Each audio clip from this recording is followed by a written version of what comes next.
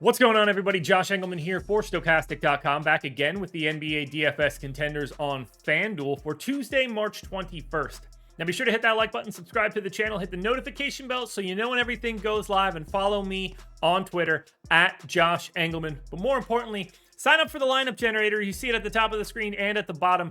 Link in the description, 50% off your first week. That's going to be $4.48. You cannot beat that deal. We handle all of the generation of lineups. We present to you the only ones that we think look good. We get rid of all the crap.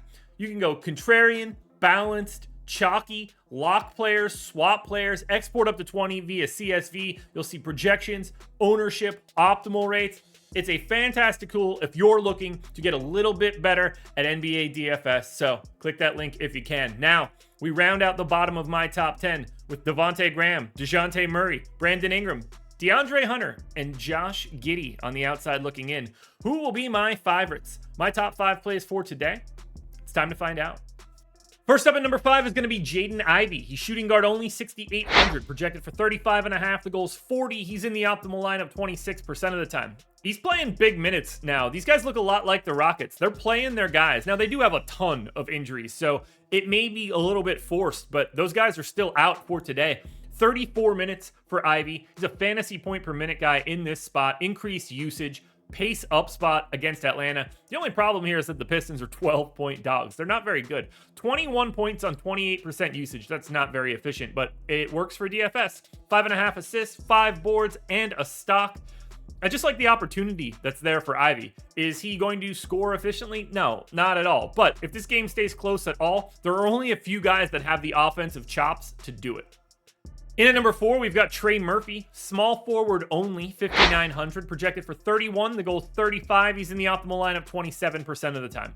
This dude is playing massive minutes as of late. I got him in for 36.85 fantasy points per minute. It is a fantastic pace up spot against the San Antonio Spurs. I shouldn't have to tell you guys how bad the Spurs are, and they're missing half their team anyway.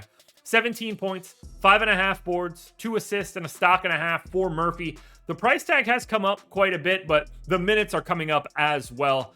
And you're not going to find many matchups better than the Spurs. So if you're looking to stay in the mid-tier, there are way worse options than Trey Murphy.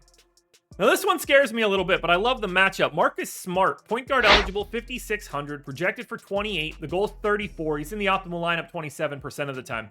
It hasn't been the best overall year for Smart, but this is basically the lowest his price has been.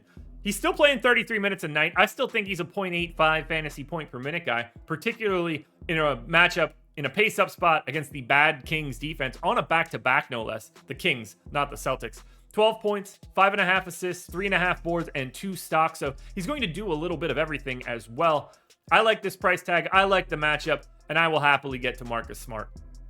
In at number 2, not the value that I thought he would be, but still, power forward center eligible SANDRO MAMUKELASHVILI. He is projected for 28 fantasy points. The goal is 31, and he is in the optimal lineup 32% of the time.